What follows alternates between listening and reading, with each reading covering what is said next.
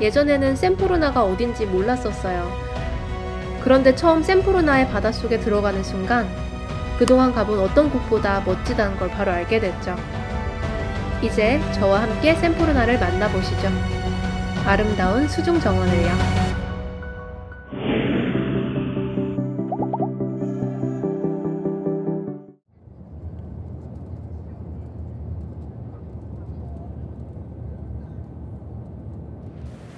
이번 여행의 목적지는 샘푸르나, 말레이시아의 항구 도시입니다.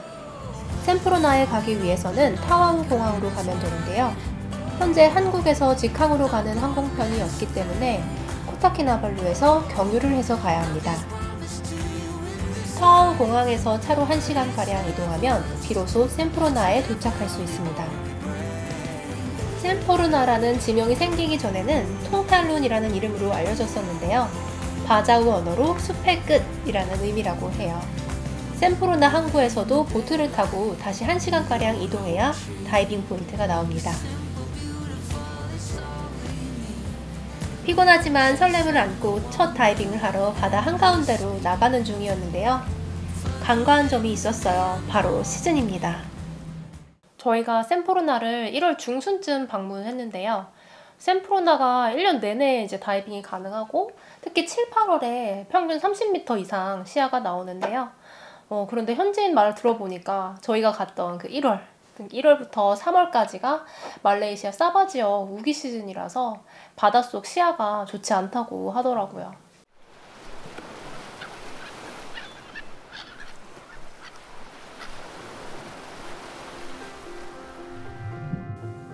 첫 다이빙 포인트는 마타킹 섬 주변 바다입니다.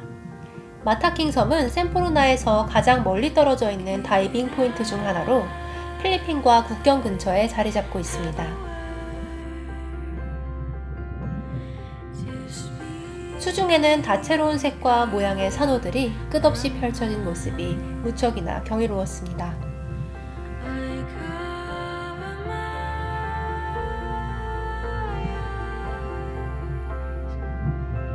정말 색다른 경험이었어요. 보통 해양생물의 종류나 개체수가 적은 곳에서는 부지런히 피닝을 하면서 이동을 해야 해양생물들을 관찰할 수 있었는데 이곳 샘푸르나에서는 해양생물들과 마주치지 않는 것이 더 어려울 정도였으니까요.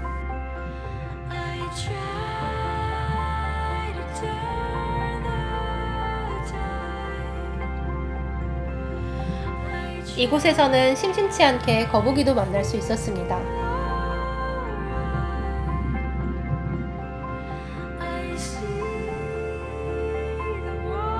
거북이와 함께 바닷속을 유영하는 경험은 잊지 못할 순간이에요.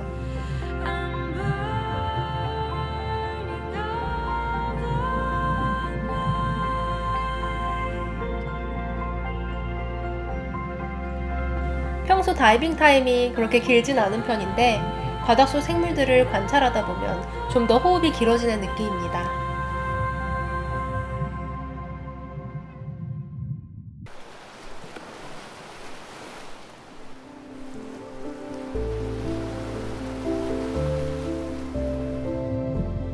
마타킹 섬 남쪽 바다에는 가든 오브 이든이라는 포인트가 있습니다. 이곳은 이름에 걸맞게 바닷속의 정원을 구경하는 듯 했어요.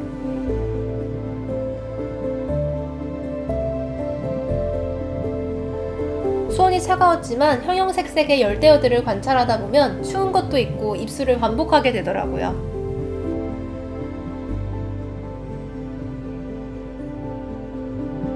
다양한 종류의 산호를 구경하는 재미도 느낄 수 있습니다. 산호 종류가 그렇게 다양한지 처음 알았어요. 나뭇잎같이 생긴 것도 있고 돌처럼 생긴 것도 있고 부채처럼 생긴 것도 있더라고요. 그리고 테이블 산호라고 불리는 커다란 산호들도 정말 많았었던 것 같아요.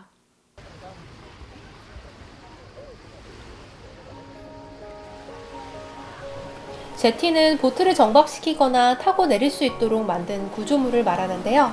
제티 근처에도 다양한 생물들이 무리지어 다니고 있었어요. 판단한 섬 바로 앞 바다는 수온이 높아서 물속에 아지랑이가 일렁이는 것 같은 느낌을 주기도 합니다.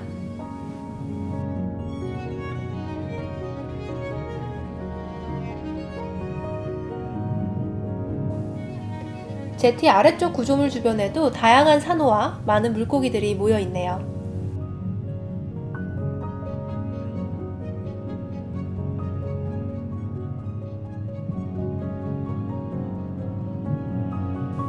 예전에 바닷속에서 처음 만났을 때는 난생 처음 보는 모양새에 신기해했었던 트럼펫 피쉬들도 지나갔습니다.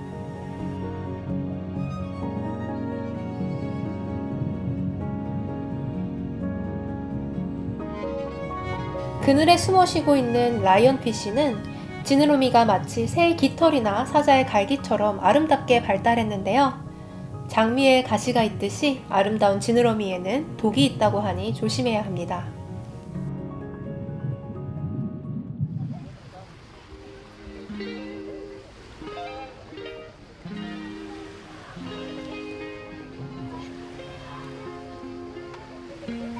바자우족 마을은 관광객들이 함부로 갈 수 없는 장소입니다.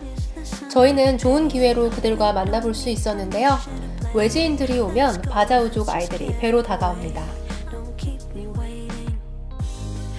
물건을 팔거나 나쁜 의도로 접근하는 것이 아니라 그저 평소에 쉽게 먹지 못하는 달콤한 과자 같은 것들을 먹고 싶어서 오는 거죠. 바자우족은 문명과 떨어져서 생활해서 쓰레기 처리에 대한 개념이 없다고 하더라고요. 그래서 과자를 줄 때도 봉지를 뜯어서 내용물만 주는 게 좋다고 했어요. 마음이 통했는지 바자우족 배로 마을을 한 바퀴 투어 시켜주네요.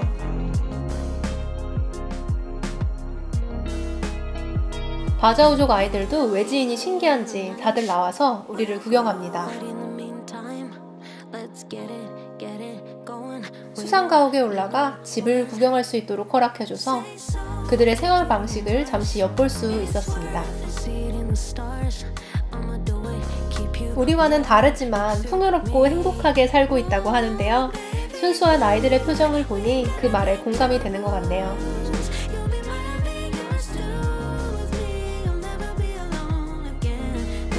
아름다운 바다에 있는 평화로운 바자우족 마을에서 헤엄도 치고 사람들과 소통하며 보낸 시간은 정말 오랫동안 기억에 남을 잊지 못할 순간이었습니다. 바자우족 마을에서 멀지 않은 곳에 위치한 바닷속 역시 아름다웠습니다. 이곳은 아직 포인트의 이름조차 정해지지 않은 대자연 그대로의 바다를 경험할 수 있는 곳이었어요.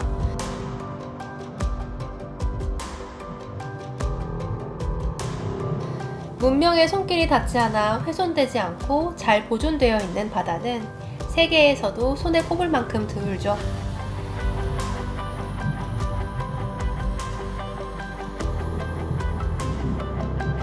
이곳에서 특이한 모양의 산호들과 작고 귀여운 물고기들도 만나볼 수 있었습니다.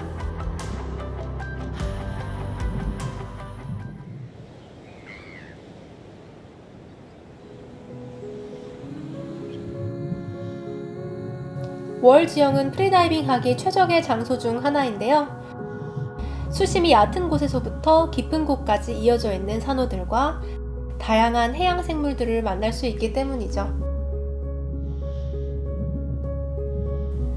저희는 이곳에서도 많은 거북이들을 만날 수 있었습니다.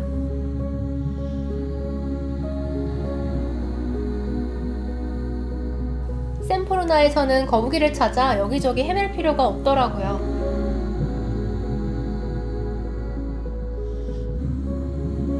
가는 곳마다 터틀 포인트라고 해도 될 만큼 쉽게 눈에 띕니다.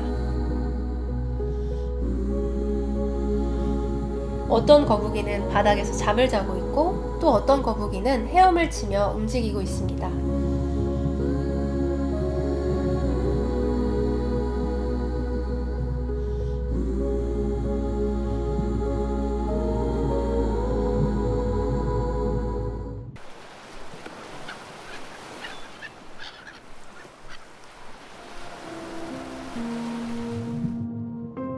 샘포르나의 다른 포인트들과 마찬가지로 잘란잘란 역시 끝없이 펼쳐진 산호들과 매력적인 열대어들을 만날 수 있는 장소입니다.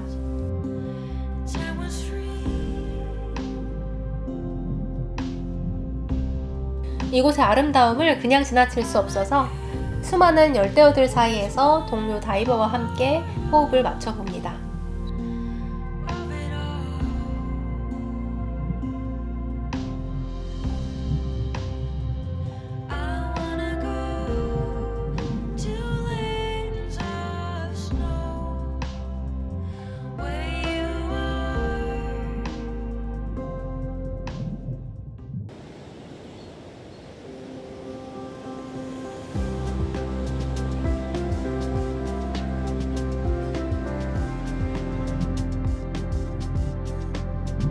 팀바팀바 섬에서 입수하자마자 엄청난 크기의 거북이를 발견합니다.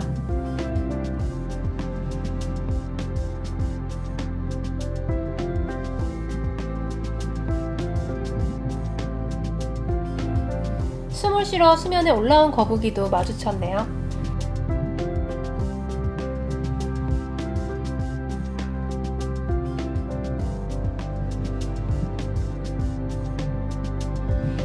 이곳의 거북이들은 몸집의 크기만큼이나 인간을 마주한 경험도 많아서인지 저를 많이 경계하지 않고 함께 헤엄치는 것을 허락해 줍니다.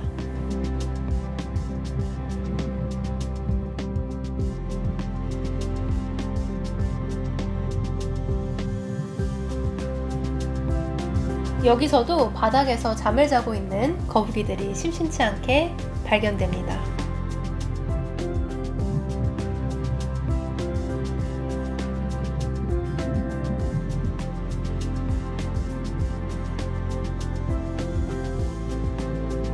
바닷속에서 만난 갑오징어는 제가 알고 있던 모습보다 훨씬 아름답게 느껴졌어요. 근육과 색소 세포를 이용해서 몸 색깔을 바꾼다고 합니다.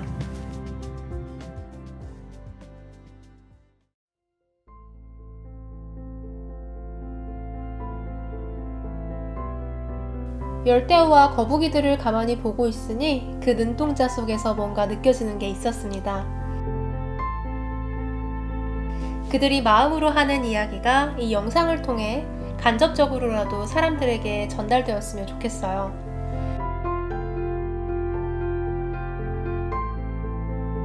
이 멋지고 아름다운 수중 생태계를 보호해야 한다는 것을요.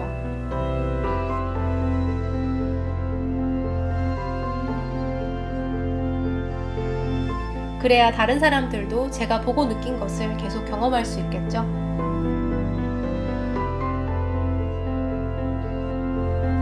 저는 또 다른 멋진 장소를 찾아서 계속 다이빙을 할 거예요. 지난 몇 년간 해온 것처럼요. 샘포로나의 바닷속처럼 아름다운 곳이 아직 많이 남아있을 거라는 기대 속에서 말이죠. Always believed that after the miles we find ourselves here at the